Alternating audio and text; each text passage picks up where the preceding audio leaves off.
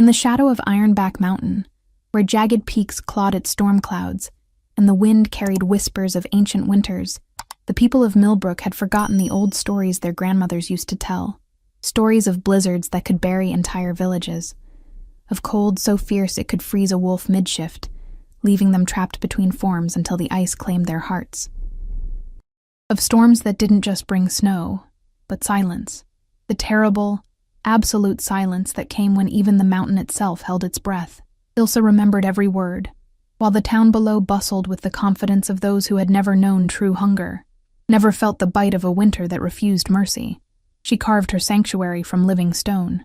Deep within the mountain's embrace, where mockery couldn't reach and judgment couldn't follow, she built her wooden cabin against the cave's protective walls. They called her mad, the paranoid Omega with her obsessive weather journals, her hoarded supplies, her relentless warnings that fell on ears deafened by arrogance. "Wolves don't cower," the alphas would laugh, their voices echoing off tavern walls thick with the scent of their certainty. "Only broken Omegas hide from storms that haven't come." But as autumn painted the mountainside in shades of gold and crimson, as the air grew thin with the promise of winter's approach, Ilsa felt something stirring in the ancient bones of the earth beneath her feet. The mountain was trying to warn them, just as it had warned their ancestors. But this generation had traded wisdom for pride, preparation for the illusion of strength. In 3 days, the sky would open like a wound, bleeding ice and darkness across the valley. In 3 days, the storm of stories would return to remind them all that some forces could not be dominated, only endured. And in the heart of that howling fury, one small cave would become an ark, not because its keeper was the strongest or the loudest, but because she had learned to listen when the mountain spoke, to prepare when others celebrated, and to stand steady when the whole world began to shake. Some storms test your strength, others test your wisdom. This one would test everything they thought they knew about power, survival, and the quiet Omega who had tried to save them all. Before we begin, remember to subscribe to our channel and turn on notifications. Every day, a new story awaits you. Now, let us begin. The first snowflakes began falling at dawn, delicate as whispered warnings against the gray October sky. Ilsa stood at the mouth of her cave, watching the white crystals dance on the mountain wind, each one a messenger carrying news that made her stomach clench with familiar dread. Too early, too heavy, too cold. She pressed her fingers against the stone wall beside her, feeling the subtle vibrations that most people dismissed as imagination. But Ilsa had spent 5 years learning to read the mountain's moods, to interpret the language of pressure and temperature that spoke of storms brewing in the high peaks.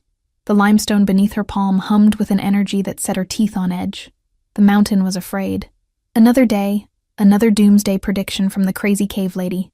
The mocking voice echoed up from the trail below, where 3 young alphas from the town were making their weekly climb to check their hunting snares. Marcus Thorne led the group, his broad shoulders and cocky grin making him the unofficial leader of Millbrook's younger generation.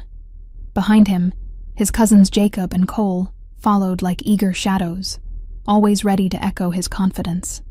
"Think she'll come running down to warn us about 6 snowflakes?" Jacob called out, loud enough for his voice to carry to Ilsa's perch. "Maybe she'll tell us the mountain spirits are angry again," Cole added with a laugh. "Remember last month when she tried to convince Elder Morrison that we needed to reinforce the community hall roof?" Marcus stopped walking and looked up directly at Ilsa, his alpha authority radiating from him like heat from a forge. "You know what your problem is, Omega. You live like prey, always looking over your shoulder, always expecting the worst. That's not how wolves survive." Ilsa remained silent, her weathered hands gripping the wooden railing of her small porch. She'd learned years ago that defending herself only provided more ammunition for their mockery. Better to let them exhaust themselves on their own superiority. But Marcus wasn't finished. "My grandfather says Omegas used to know their place, used to understand that survival meant finding a strong alpha to protect them, not hiding in caves like frightened rabbits." The casual cruelty in his voice made Ilsa's wolf whimper beneath her skin. There had been a time, early in her exile, when such words would have driven her back into her cave to nurse wounds that never seemed to heal.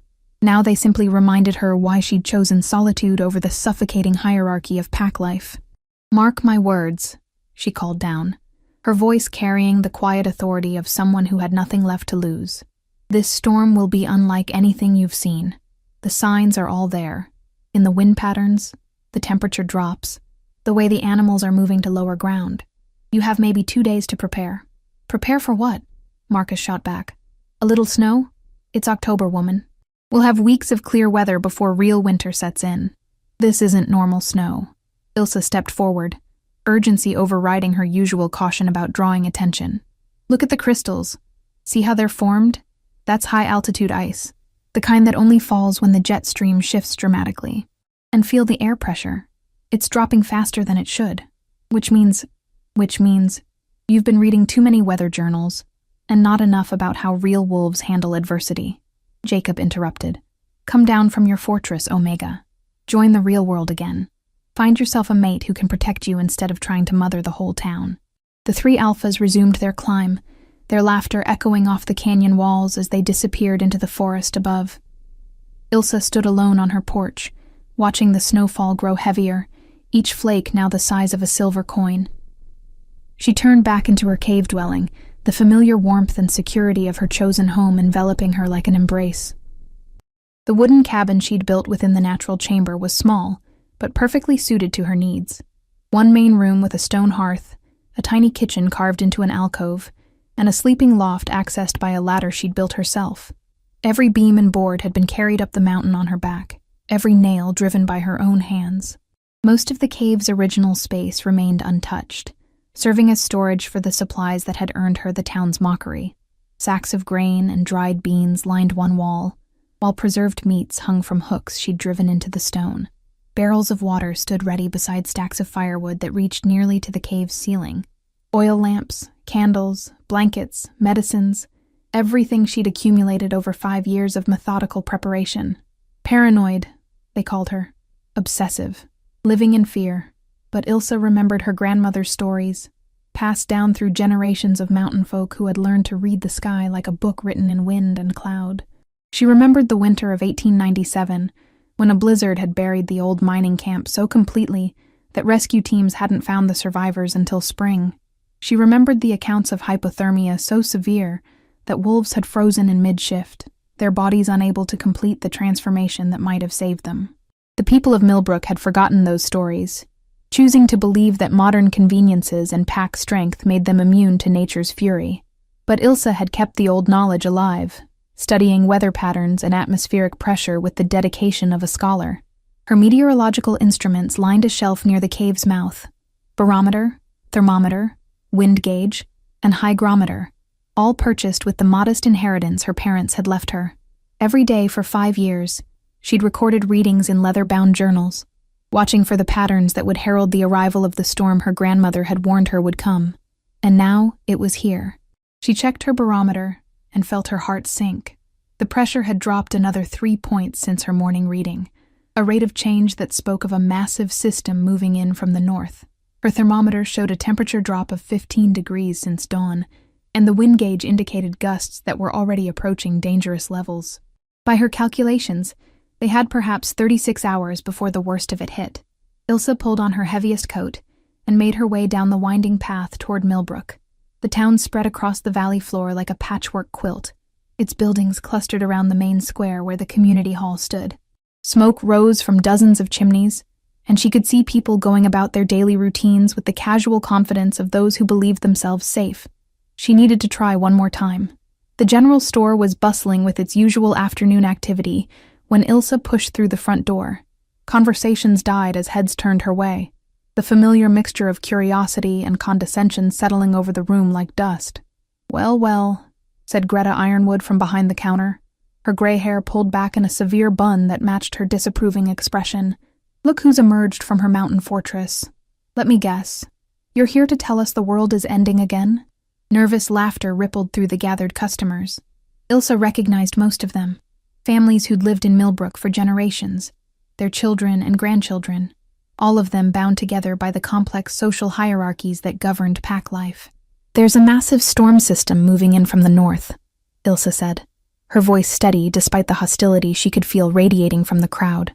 "Based on all the atmospheric indicators, we're looking at a blizzard that could last for days." I strongly recommend that everyone stock up on emergency supplies. Food, water, heating fuel, medical supplies. Emergency supplies? Alpha Thomas Brennan stepped forward, his massive frame radiating the kind of authority that came from 30 years as the town's primary enforcer. For a little October snow, my pack has weathered dozens of storms in these mountains, Omega. We know how to take care of our own. This isn't a normal storm, Ilsa insisted, pulling a folded paper from her coat pocket. I've been tracking the pressure changes for 3 days now. Look at these readings. The rate of temperature drop, the wind direction shifts, the humidity levels. All the signs point to a catastrophic weather event. Alpha Brennan didn't even glance at her carefully compiled data. You know what I see when I look at those numbers? Fear. You've been alone so long, you've forgotten what strength looks like. A real pack doesn't run from weather. We adapt to it. We shift to stay warm, added Helena Swiftcreek, the pack's primary healer. Our wolf forms can handle cold that would kill humans. That's what it means to be a shifter, something you might remember if you'd ever properly integrated with pack society. The casual dismissal of her concerns stung more than the personal attack. Ilsa had spent hours checking and rechecking her calculations, knowing that a mistake could cost lives. But no one wanted to hear warnings from an Omega who'd chosen exile over submission. What about the elderly? She pressed, desperation creeping into her voice. The children, the sick and injured who can't shift? What happens to them if the power goes out and the heating systems fail? Then we take care of them the way packs have always taken care of their vulnerable members, Elder Morrison declared from his position near the store's wood stove. At 78, he was the unofficial leader of Millbrook's governing council, his word carrying weight that could override almost any objection. We protect our own through strength and unity, not by hiding in caves with hoarded supplies. I'm not asking you to hide, Ilsa said, though she could hear the futility in her own voice. I'm asking you to prepare, to take reasonable precautions against a very real threat. The only threat here, said a new voice from the doorway, is the fear you're trying to spread. Ilsa turned to see Marcus Thorne entering the store, his hunting clothes dusted with the light snow that continued to fall outside. His alpha presence filled the room immediately, drawing nods of approval from the older pack members. I just came down from the high country, Marcus announced, his voice carrying the confidence of youth and strength. Saw our resident doomsday prophet trying to lecture my hunting party about weather patterns. He looked directly at Ilsa, his smile sharp as winter wind. Tell me, Omega, in all your years of predicting disasters, how many have actually come to pass? The question hit its mark perfectly. Ilsa had warned the town about severe weather dozens of times over the past 5 years, each time based on careful observation and scientific analysis. But mountain weather was notoriously unpredictable, and while several of her predictions had proven accurate, the worst-case scenarios had never materialized. That's not, she began. That's not an answer, Marcus cut her off. You've cried wolf so many times that even if a real threat existed, we'd have no reason to believe you. That's what happens when someone lives in constant fear instead of trusting in pack strength. Murmurs of agreement rippled through the store.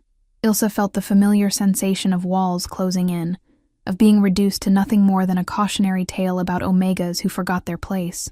The sky is clear, Elder Morrison said with finality. The Weather Service hasn't issued any warnings, and most importantly, our pack has survived every storm these mountains have thrown at us for over a century. We'll survive whatever's coming now. If you're so concerned about emergency preparedness, Alpha Brennan added, his tone suggesting the conversation was over, then by all means, retreat to your cave and wait it out. That's clearly where you feel safest. Ilsa looked around the room one final time, seeing nothing but closed faces and stubborn pride. These people had made their choice years ago, to trust in strength over wisdom, authority over observation, tradition over preparation. When the storm hits, she said quietly, when your power fails and your heating systems freeze and your food supplies run out, remember this moment. Remember that someone tried to warn you. She turned and walked out of the store, the silence following her like a shadow. Behind her, she could hear the conversations resuming, the dismissive laughter, the comfortable certainty of people who believed their strength made them invincible. The snowfall was heavier now, the flakes smaller but more numerous, driven by a wind that bit through her coat like tiny knives. Ilsa pulled her hood up and began the long climb back to her cave, each step taking her further from the town that had rejected her warnings, and closer to the sanctuary she'd built with her own hands. As she climbed, she mentally reviewed her preparations. Food for 3 weeks, water for longer than that if she was careful. Enough firewood to keep her cabin warm through the worst of any storm. Medical supplies, tools, spare clothing, everything she would need to wait out whatever was coming. But even as she tried to focus on her own survival, her heart ached for the people below. Children who would go hungry when the grocery stores emptied. Elderly wolves whose aging bodies couldn't maintain shift long enough to stay warm. Families who would huddle in powerless homes, watching their breath cloud in the frigid air. She paused at a switchback in the trail and looked down at Millbrook one last time. The lights were just beginning to come on as evening approached. Warm yellow squares against the gathering darkness. Soon those lights would go out, and the town would learn what she had tried so desperately to teach them. That strength without wisdom was just another word for stubborn pride. And pride, as her grandmother used to say, was a cold comfort when the blizzards came calling. Ilse continued her climb through the thickening snow, toward the cave that would soon become the only safe harbor in a world gone white and wild and utterly unforgiving. Behind her, the town settled into its evening routine, blissfully unaware that they had just lived through their last normal day for a very long time. In 18 hours, the storm would announce itself with winds that could uproot trees and snow that fell so fast it obscured the world in walls of white. In 24 hours, the power would fail, and the heating systems would freeze, and the comfortable certainty of modern life would shatter like ice struck by a hammer. And in her cave on the mountainside, Ilse would wait with the patience of stone and the sadness of someone who had tried to save people who didn't want to be saved. But she would wait with her door open, because even rejected warnings came from a heart that hoped, against all evidence and experience, that when the worst happened, people would remember that wisdom, not strength, was what kept you alive when the world turned cold. The barometric pressure plummeted through the night like a stone dropped into dark water. Ilse woke every few hours to check her instruments, watching the numbers fall beyond anything she'd recorded in 5 years of obsessive monitoring. By dawn, the mercury had dropped so far that she double-checked her equipment, certain there must be an error. There wasn't. Outside her cave, the world had transformed overnight. What had been gentle snowfall the evening before now fell in thick, driving sheets that reduced visibility to mere feet. The wind howled through the mountain passes with a voice like breaking glass, and the temperature had dropped 25 degrees since midnight, but it was still only the beginning. Ilse made her morning rounds inside the cave, checking supplies and reinforcing the heavy canvas that covered the entrance.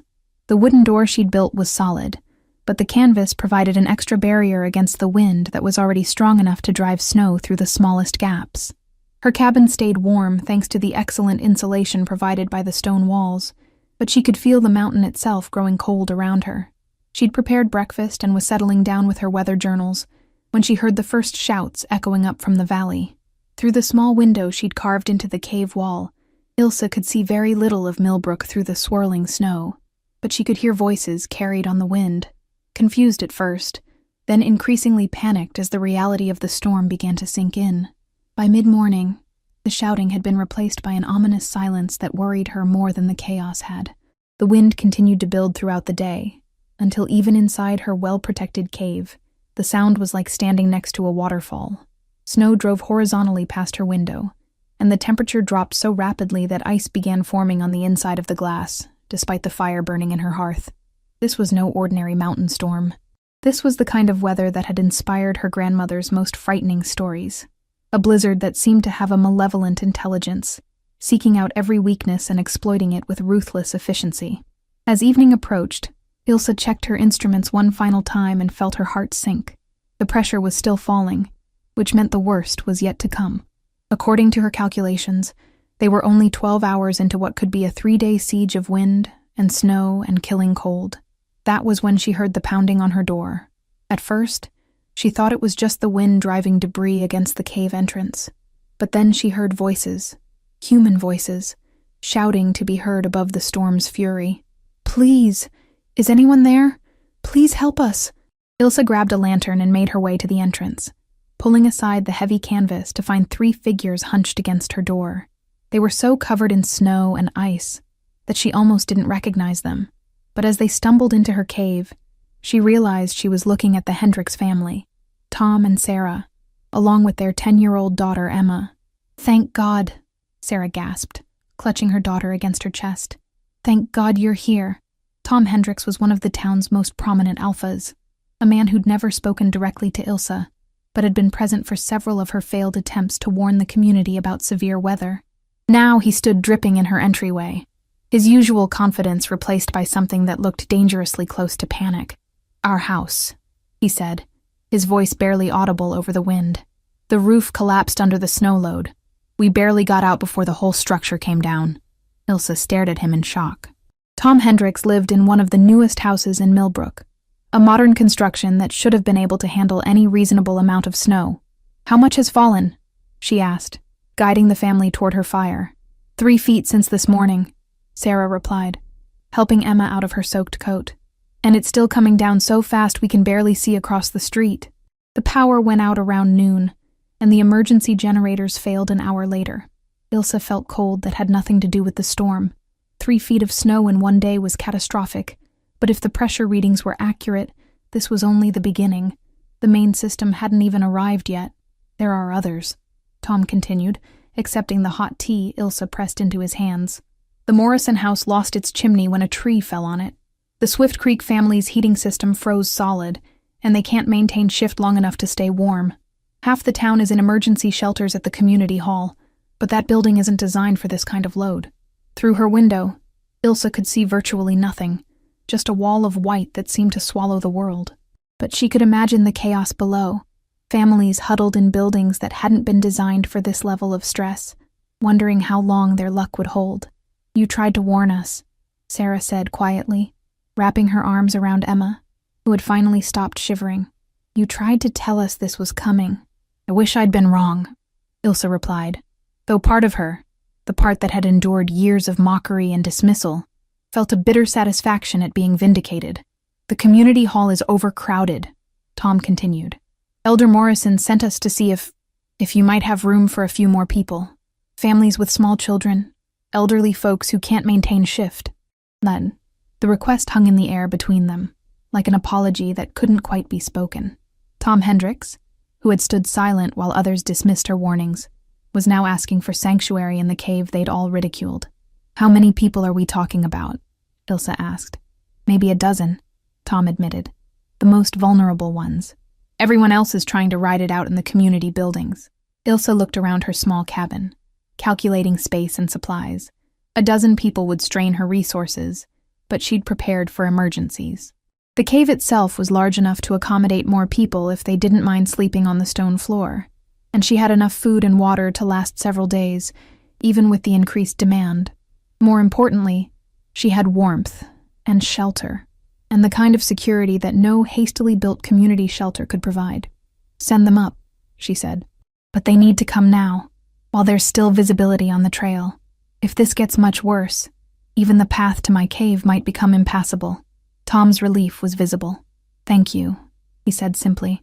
"I know we don't deserve. We can discuss what anyone deserves after we've all survived." Ilsa cut him off. "Right now, all that matters is getting people to safety." Within an hour, her cave had been transformed into an impromptu shelter.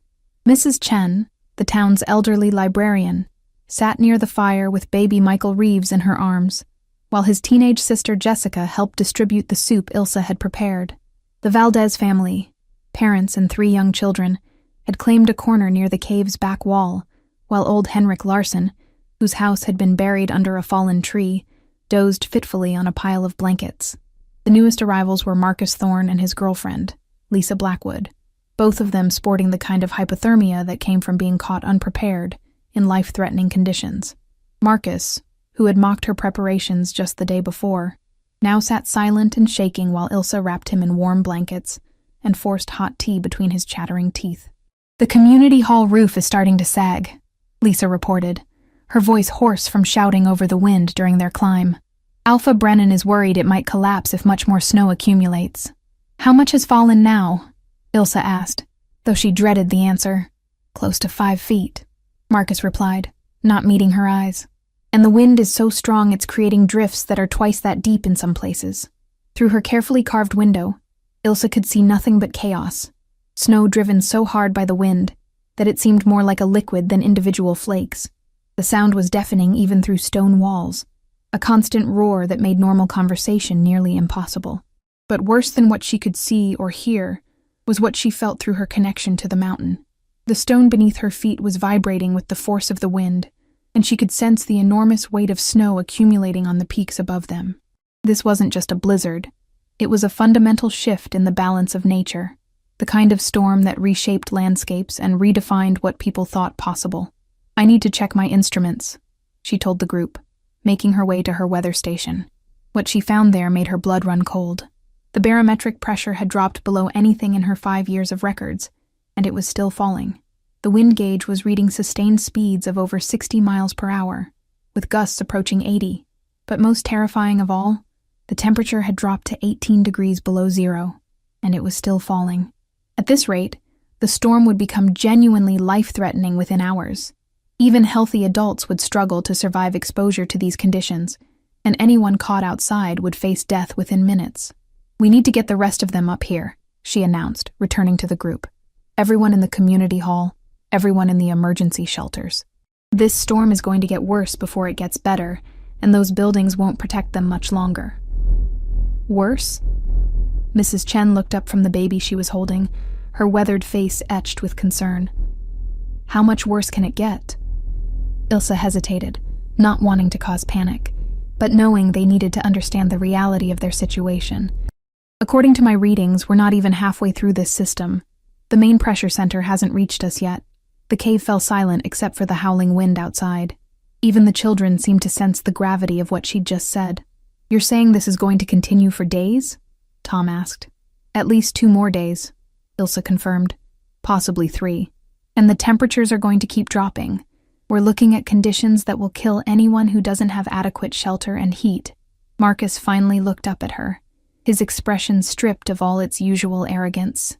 "You knew this was coming. You tried to warn us and we wouldn't listen. That doesn't matter now," Ilsa said firmly. "What matters is getting everyone to safety while we still can.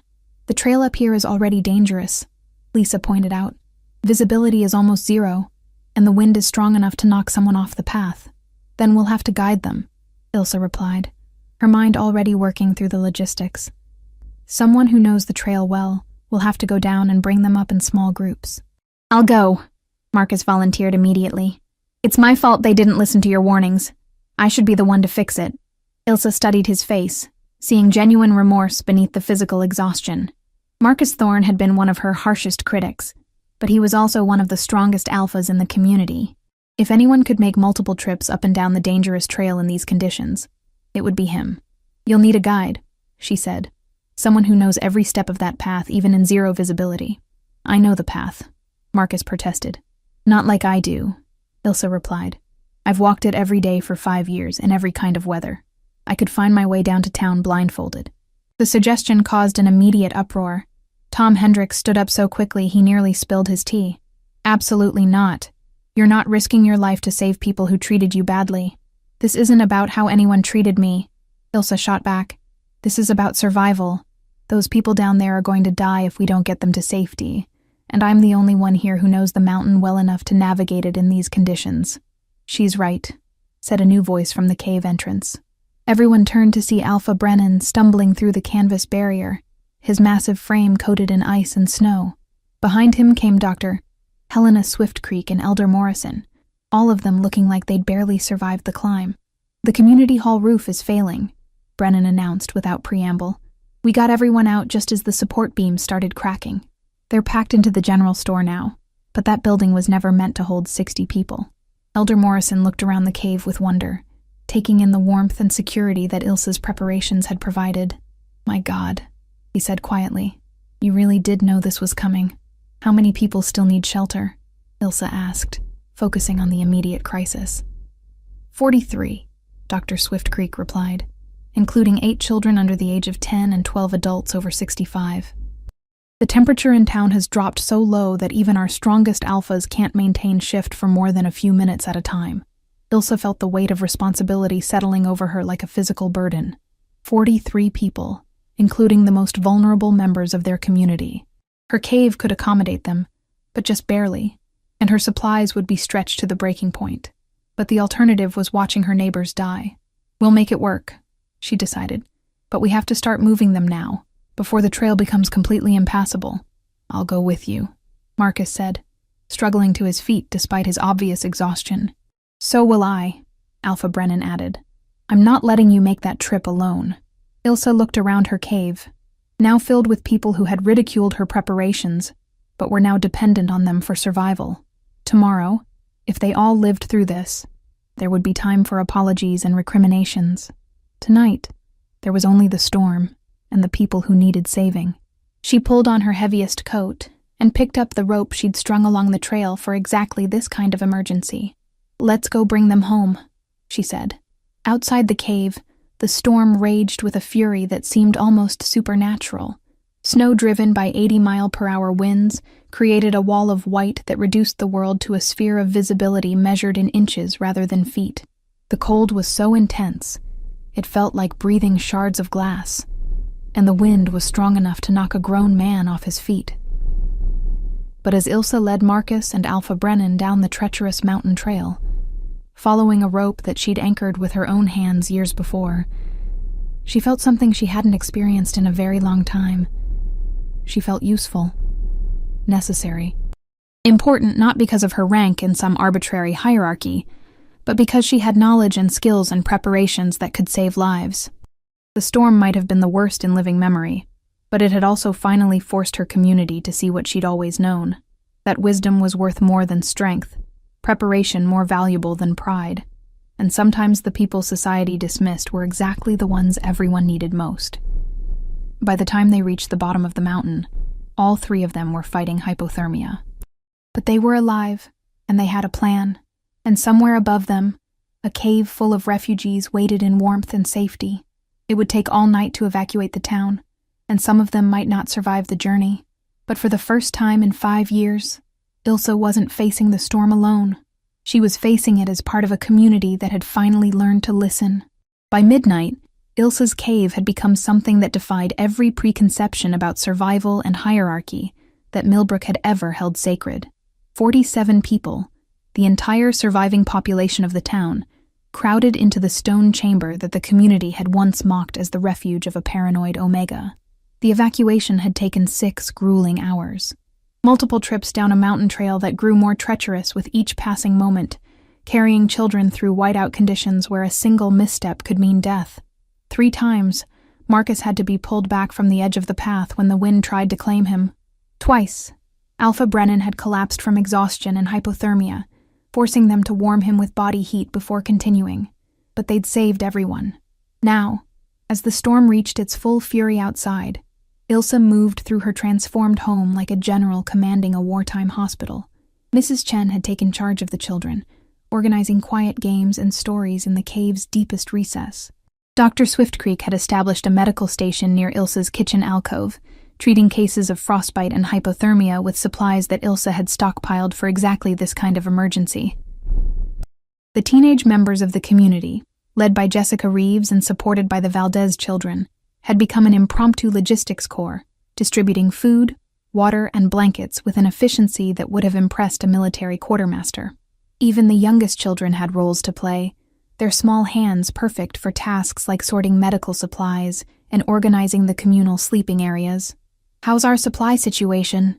Elder Morrison asked, approaching Ilsa as she ladled soup into another round of bowls. Morrison's question carried weight beyond simple curiosity. As the community's unofficial leader, he was trying to calculate their odds of survival against the reality of their situation. 47 people crowded into a space designed for one, with no possibility of resupply until the storm ended. "Food for 4 days if we're careful," Ilsa replied, her voice pitched low to avoid causing panic. "Water for longer than that, thanks to the natural spring that feeds into the cave's back chamber. The real limitation is going to be firewood." It was true. Even with the excellent insulation provided by the stone walls, maintaining heat for this many people required a constant fire. Ilsa had stockpiled enough wood to keep herself warm for months, but feeding a fire large enough to heat the entire cave was consuming her reserves at an alarming rate. "What happens if we run out of fuel?" Morrison asked.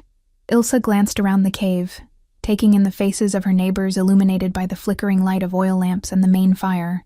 Many of these people had dismissed her warnings, mocked her preparations, questioned her judgment and her place in their community. But now they looked at her with expressions ranging from gratitude to wonder to something approaching reverence. "We start burning furniture," she said simply. "My bed frame, the kitchen table, anything made of wood. After that, we'd have to start rationing body heat more carefully.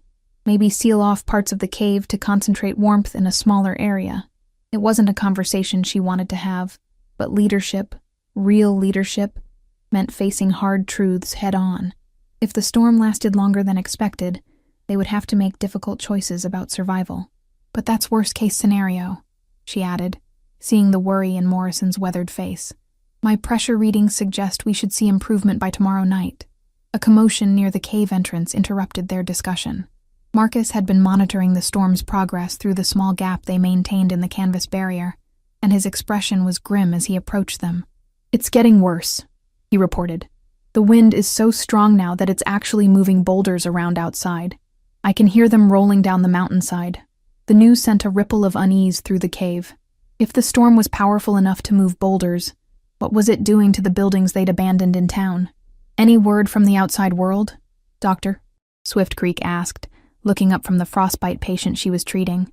Marcus shook his head. "All communications are down. Cell towers, landlines, everything. As far as the rest of the world knows, Millbrook doesn't exist right now." The isolation was almost as frightening as the storm itself.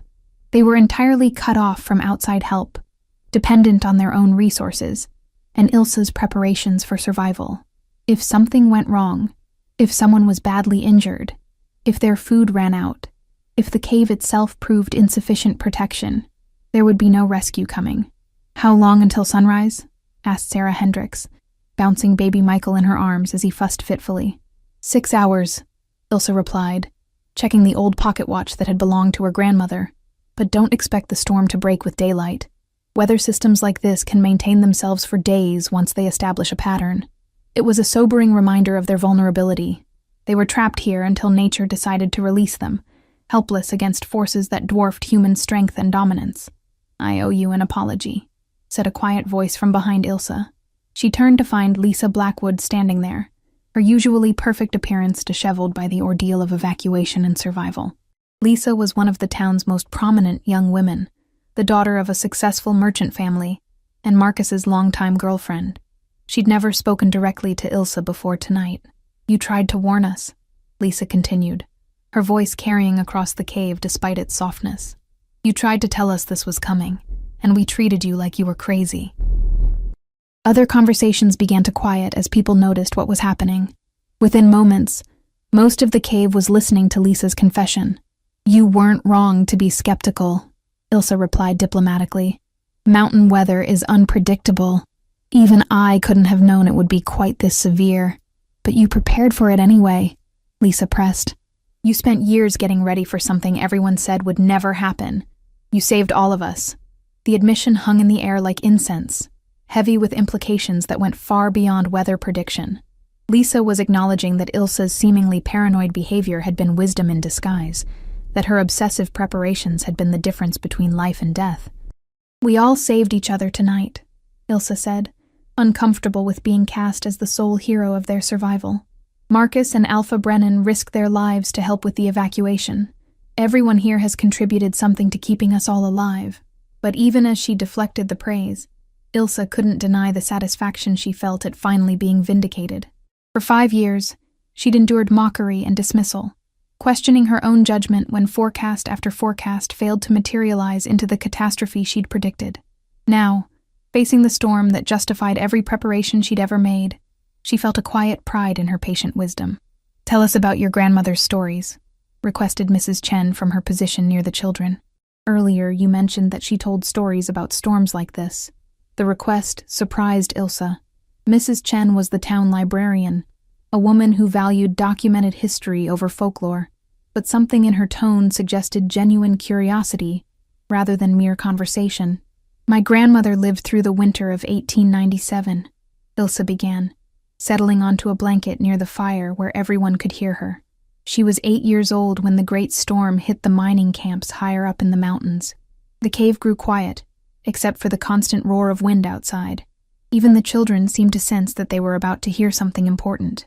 The storm lasted for 5 days, Ilsa continued, her voice taking on the rhythm of a natural storyteller.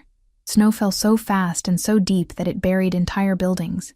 The wind was so strong that it stripped bark from trees and moved boulders the size of houses. Temperatures dropped so low that wolves couldn't shift. Their bodies would start the transformation but freeze before it could complete. Several people shuddered at the image. The ability to shift into wolf form was fundamental to their identity as a people, their ultimate defense against harsh conditions. The idea of being trapped mid-transformation was a horror beyond most people's imagination. The mining camp had 137 people when the storm hit, Ilsa went on. When the rescue teams finally reached them in the spring, they found 41 survivors. The rest had died of cold, hunger, or in some cases, the madness that comes from being trapped with no hope of escape. "How did the survivors make it?" asked Henrik Larsson. His ancient voice cracked with curiosity. "They did what we're doing now," Ilsa replied, looking around the cave. "They pooled their resources, shared their warmth, and trusted in the wisdom of the oldest members of their community. My great-great-grandmother was the camp's unofficial weather reader, just like my grandmother taught me to be. She'd prepared for a bad winter, but even she hadn't expected something quite so severe." "What happened to the other camps?" Dr. Swift Creek asked. "Gone," Ilsa said simply. "Buried under snow and ice, their buildings crushed, their people frozen where they sat. The storm reshaped the entire mountain range. Lakes that had existed for thousands of years disappeared overnight. New valleys opened where there had been solid ground. The maps had to be completely redrawn. The implications of what she was describing settled over the cave like a shroud. They weren't just weathering a severe storm, they were potentially witnesses to a geographic catastrophe that might reshape their world. "Is that what's happening now?" asked Tom Hendricks. "Are we living through another great storm?" Ilsa considered the question carefully. Her barometric readings suggested a system of unprecedented size and intensity. The wind speeds and temperature drops were beyond anything in her recorded data. The very mountains seemed to be vibrating under the assault of forces that challenged the stability of stone itself. "I think," she said slowly, "that what we're experiencing might be even worse than what my grandmother survived." The admission sent a ripple of fear through the cave, but it was fear tempered by something else. The growing realization that they were alive when they should have been dead, warm when they should have been frozen, safe when they should have been scattered to the winds. "Tell us another story," requested Emma Hendricks, her 10-year-old voice cutting through the adult tension with the directness that only children possessed. For the next hour, as the storm raged with undiminished fury outside, Ilsa shared the stories her grandmother had passed down, tales of survival and loss, of storms that tested entire communities, of the wisdom required to read the signs that nature offered to those patient enough to observe them. But gradually, the telling of old stories gave way to the creation of new ones. Marcus talked about the terror and exhilaration of guiding people up a mountain trail in zero visibility, trusting in a rope that Ilsa had anchored years before. Dr. Swift Creek described the medical challenges of treating hypothermia with improvised supplies, making life-or-death decisions with equipment meant for minor emergencies. The children shared their own perspective on the evacuation, turning their fear into adventure stories where brave alphas battled the storm itself. Mrs. Chen talked about the library she'd been forced to abandon, wondering which of her carefully preserved books would survive the destruction. As dawn approached, though they couldn't see it through the whiteout conditions outside, the cave had transformed into something more than a survival shelter. It had become a community in the truest sense, bound together not by hierarchy or tradition, but by shared dependence and mutual care. "The wind's changing," Marcus observed, returning from his regular check on external conditions. Ilsa listened carefully, noting the subtle shift in tone, as the howling outside took on a different character. Her internal barometer, the one that came from years of mountain living, suggested that he was right. "The pressure's starting to rise," she confirmed, checking her instruments. "We're not out of danger yet, but the worst of it should pass by evening." The news brought smiles and tears of relief, but also something unexpected, a note of sadness that their enforced community might soon disperse. "What happens when it's over?" asked Jessica Reeves. "When we can go back to town?" It was the question everyone was thinking, but no one wanted to voice. When the storm ended and normal life resumed, would they remember the lessons learned in this cave? Would the hierarchies that had kept them divided reassert themselves? Or would this crisis create lasting change? "We rebuild," Elder Morrison said simply. "We rebuild, and we remember." But Ilsa heard the uncertainty in his voice. She understood the forces that shaped pack society, the ingrained habits of dominance and submission that wouldn't easily change. When the immediate crisis passed, when people were no longer dependent on her preparations for survival, would she return to being the paranoid Omega who lived alone in a cave? "There's something we need to discuss," Alpha Brennan said, his voice carrying the formal tone he used for pack business, "about what comes next." The cave grew quiet, sensing the importance of whatever he was about to say. "This community owes its survival to one person's wisdom and preparation," Brennan continued, looking directly at Ilsa. "We ignored her warnings, dismissed her concerns, and treated her knowledge as paranoia. We were wrong." The admission carried weight, coming from the pack's primary enforcer, a man whose authority was rarely questioned. "When we rebuild," he went on, "we need to rebuild differently. We need to create structures that value wisdom over strength, preparation over pride, observation over assumption." "What are you proposing?" asked Elder Morrison. "I'm proposing that Ilsa Moonwhisper be appointed as our community's official emergency preparedness coordinator," Brennan replied, "with full authority to implement safety measures, require emergency supplies, and override any decisions that compromise our collective survival." The suggestion was revolutionary. Pack leadership had traditionally been determined by strength and dominance, with alphas holding most positions of authority. Giving an Omega formal power over community safety would represent a fundamental shift in how they organized their society. "All in favor?" Elder Morrison called, his voice carrying the weight of official pack business. Hands rose throughout the cave, slowly at first, then with increasing conviction. Marcus raised his hand, despite having been one of Ilsa's harshest critics. Dr. Swiftcreek raised hers, followed by Tom Hendricks and his wife. The teenagers raised their hands en masse, followed by parents holding the hands of children too young to understand but old enough to participate. When the count was finished, the vote was unanimous. "Ilsa Moonwhisper," Elder Morrison announced formally, "by unanimous consent of the Millbrook Pack, you are hereby appointed to the position of Emergency Preparedness Coordinator, with all the authority and responsibility that office entails." Ilsa stared at them in shock, feeling the weight of official recognition settling over her like a cloak she'd never expected to wear. She was no longer the outsider looking in, no longer the paranoid Omega whose concerns could be safely ignored. She was now an integral part of the community's leadership, her knowledge and wisdom formally recognized and protected. "I accept," she said simply, her voice carrying clearly through the cave despite its quietness. Outside, the storm continued to rage, but with noticeably less fury than before. The worst had passed, and they had survived it, not through individual strength or traditional dominance, but through collective wisdom and mutual care. When the snow stopped falling and the winds finally calmed, they would emerge from the cave to find a world transformed. Millbrook would be buried under 8 feet of snow, its buildings damaged or destroyed, its infrastructure completely overwhelmed by forces beyond human control.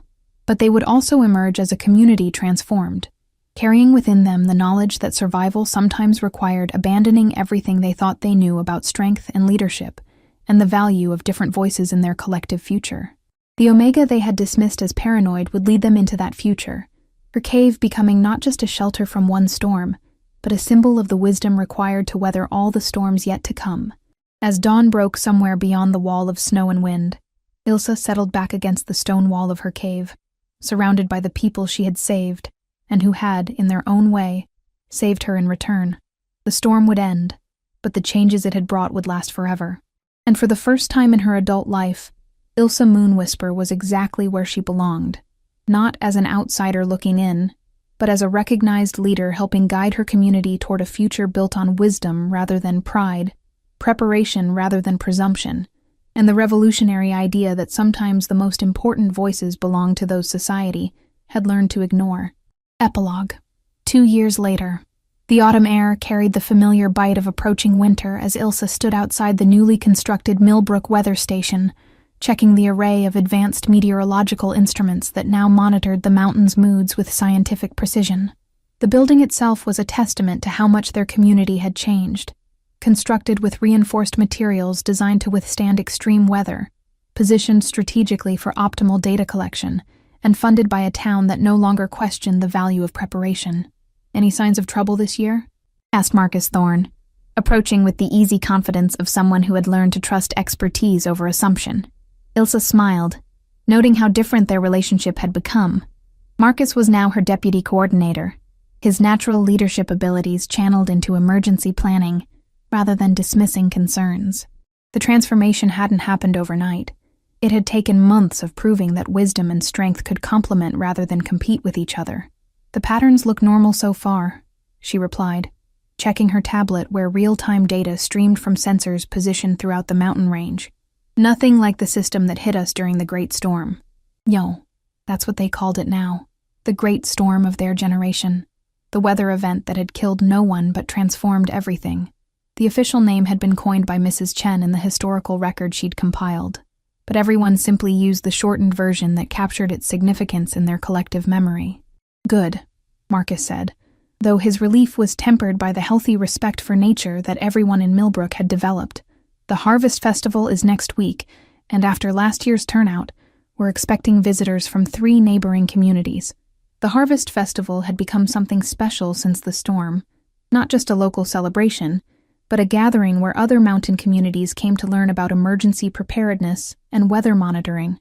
Word had spread throughout the region about the town that had survived an unprecedented blizzard with 0 casualties, and delegations regularly visited to study their methods. "Speaking of visitors," Marcus continued, "the university research team arrived this morning. Dr. Patterson wants to interview you about traditional weather prediction methods." Ilsa nodded, pleased but not surprised. Academic interest in her work had grown steadily, as climate scientists recognized the value of combining traditional observation techniques with modern technology. She'd already published 3 papers on mountain weather patterns. Her grandmother's stories now cited alongside data from Doppler radar and satellite imagery. A commotion from the town square below caught their attention. Children's laughter echoed off the new buildings as they played in the afternoon sun, their games now including elaborate scenarios about storm preparation and community cooperation. The sight never failed to warm Ilsa's heart, an entire generation growing up with the understanding that wisdom and preparation were virtues, not signs of weakness. "Aunt Ilsa," called a familiar voice from the path leading up to the weather station. Emma Hendricks, now 12 and already showing signs of inheriting her father's leadership qualities, bounded up the hill with her usual energy. Behind her, more slowly, came Elder Morrison, his cane tapping against the stone steps that had been carved into the mountainside for easier access to the station. "Emma, what brings you up here?" Ilsa asked, accepting the enthusiastic hug that the girl bestowed upon her. Everyone in town called her Aunt Ilsa now, regardless of actual family relationships. It was a title of respect and affection that acknowledged her role not just as emergency coordinator, but as the person whose wisdom had saved their community. "Dad wants to know if you'll speak at the festival opening ceremony," Emma explained. "There's going to be a delegation from the State Emergency Management Office, and he thinks they need to hear your story directly." Elder Morrison nodded as he reached them, slightly out of breath from the climb, but determined to make the journey himself. At 80, he remained sharp and engaged, though he'd formally passed most of his leadership responsibilities to younger community members. "The governor's office has expressed interest in implementing our preparedness model statewide," Morrison explained. "Your presentation could influence policy for thousands of communities." The magnitude of what he was suggesting took Ilsa's breath away. Her small-scale efforts to prepare for mountain storms had evolved into something with potential national significance. The lonely Omega, who had once been dismissed as paranoid, was now being asked to advise government officials on emergency preparedness. "Of course I'll speak," she agreed, "though I think it's important that others share the stage." Marcus, Dr. Swift Creek, the teenagers who helped organize shelter assignments. The community response was just as important as the preparation.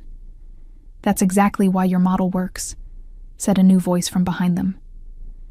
They turned to see Dr. Helena Swift Creek approaching, her medical bag slung over her shoulder as she returned from house calls in the outlying areas. Helena had become one of Ilsa's closest collaborators, developing medical protocols specifically designed for extended emergency situations. "You never try to take credit for everything," Helena continued, settling onto one of the benches that now surrounded the weather station. Traditional pack leadership often fails because alphas feel compelled to demonstrate individual dominance. Your approach recognizes that collective wisdom is stronger than individual authority. It was a conversation they'd had many times over the past 2 years, as other communities struggled to implement similar preparedness programs. The hierarchical thinking that dominated most pack societies made it difficult for leaders to accept advice from those they considered subordinate, even when that advice could save lives. "Any word from Pine Ridge about their winter preparations?" Ilsa asked. Helena's expression darkened slightly, still struggling with implementation. Their Alpha Council approved the weather monitoring equipment, but they're resistant to establishing emergency shelters or requiring supply stockpiles, too much concern about appearing weak.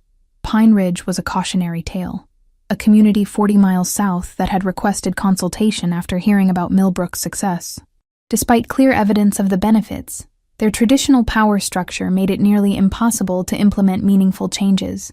Old habits of dominance and hierarchy died hard, especially when they were tied to concepts of strength and identity. "What about the federal grant application?" Marcus asked. "Approved," Morrison announced with satisfaction. Full funding for the regional weather monitoring network, plus additional resources for emergency shelter construction in 6 communities throughout the mountain region. The news brought smiles to everyone gathered at the weather station.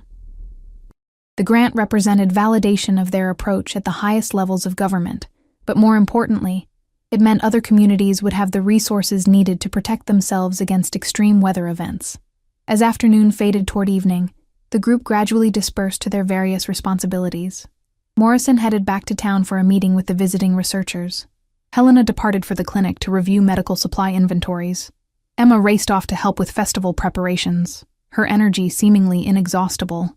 Marcus lingered, studying the weather data with the kind of focused attention that had made him invaluable as Ilsa's deputy.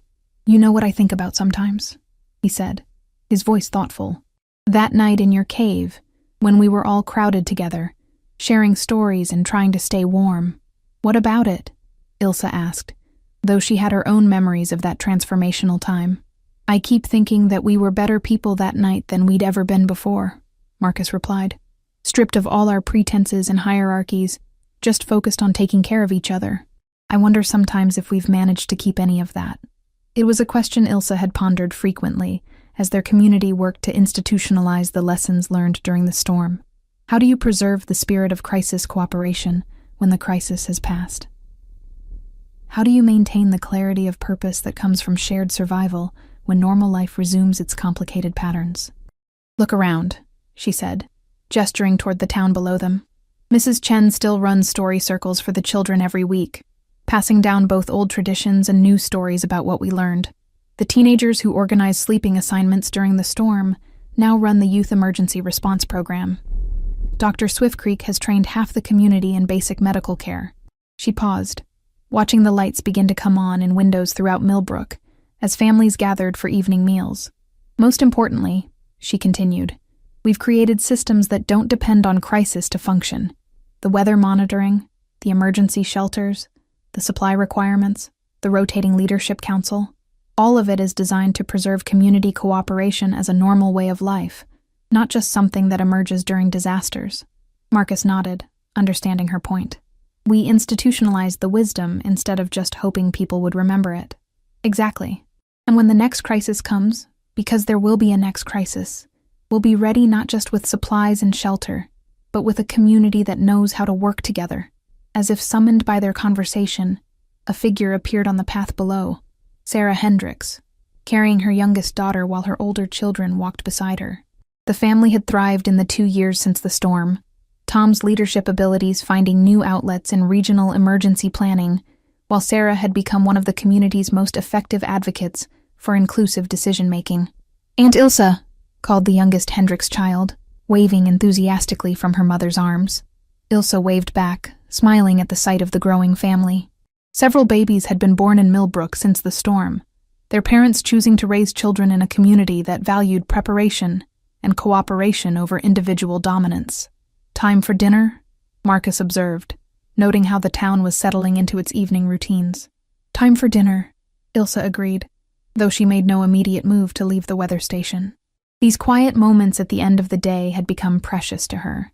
The community that had once rejected her now sought her guidance daily, her calendar filled with meetings and consultations and planning sessions. The recognition was gratifying, but sometimes she missed the simplicity of her old life in the cave. "Any regrets?" Marcus asked, as if reading her thoughts. "About what?" "About how everything changed. About losing your privacy, your independence. About becoming a public figure instead of a hermit." Ilsa considered the question seriously. Did she miss the solitude of her cave dwelling? The freedom to spend entire days lost in weather journals without interruption? The absence of responsibility for anyone's welfare but her own? "Sometimes," she admitted. "But then I think about Emma and the other children. Growing up in a world where their safety is everyone's responsibility. I think about the regional monitoring network that will give advance warning to thousands of people. I think about the communities that are learning to value wisdom alongside strength." She gestured toward the town below, where lights now glowed in every window. "I used to think my role was to prepare for the worst and hope it never came. Now I understand that my real role is to help others prepare for challenges they can't imagine, so they'll be ready when the unthinkable becomes reality." Marcus smiled, the expression transforming his face from its usual seriousness into something warmer. "The paranoid Omega saves the world. The prepared Omega helps her community save itself," Ilsa corrected. "There's a difference." As they walked down the mountain path together, following the stone steps that had been carved to make the weather station accessible to everyone in the community, Ilsa reflected on the strange turns life could take. 5 years ago, she'd been a lonely outsider, dismissed and marginalized, convinced that her only option was solitary survival. Now she was at the center of a community that had learned to listen. Her cave dwelling expanded into a proper home, where she hosted the planning meetings that shaped their collective future. The weather station bore her name, the emergency protocols carried her signature, and children throughout the mountain region grew up learning her grandmother's stories alongside modern meteorology. But more than professional recognition or public acknowledgement, what filled her with deep satisfaction was the knowledge that her community had learned to value the voices it once ignored. The hierarchy that had kept them divided had evolved into something more flexible and inclusive, making room for different kinds of strength and different forms of wisdom. "Will you be at the council meeting tomorrow?" Marcus asked as they reached the main square. "Wouldn't miss it," Ilsa replied, "though I still think the new shelter design needs more input from families with young children." Marcus laughed, always thinking about who might get overlooked in the planning process. "Someone has to," Ilsa said simply. They parted ways at the center of town, Marcus heading toward his family's home, while Ilsa continued toward the modest house that had replaced her cave dwelling. The old cave remained intact, maintained as both a historical site and an emergency backup shelter, but she'd moved into town to be closer to the daily work of community leadership. As she climbed the steps to her front porch, Ilsa paused to look back at the mountain where it all began. The peaks rose stark and majestic against the star-filled sky, beautiful and dangerous in the way that had taught her to respect forces beyond human control. Tomorrow would bring new challenges, the festival to coordinate, visitors to educate, weather patterns to monitor, policies to refine. But tonight, she was home in a community that had learned to listen to the voices it once dismissed, surrounded by neighbors who understood that strength came in many forms. The paranoid Omega had become the wise leader, not through dominance or tradition, but through the simple persistence of being right when it mattered most. And in a world growing increasingly unpredictable, that kind of wisdom had never been more valuable. Inside her house, the evening routine awaited, dinner to prepare, reports to review, tomorrow's presentation to finalize. But first, she would check her instruments one final time, maintaining the vigilance that had saved them all, and would save others yet to come. Because storms would always return to the mountains, and when they did, the people would be ready. That was the promise she'd made to her community, to her grandmother's memory, and to herself. It was a promise she intended to keep, for as long as the mountains stood and the winds brought warnings to those patient enough to listen. If you enjoyed this story, a like or comment really helps. And if you wish to hear more tales like this one, make sure you subscribe so you never miss the next tale.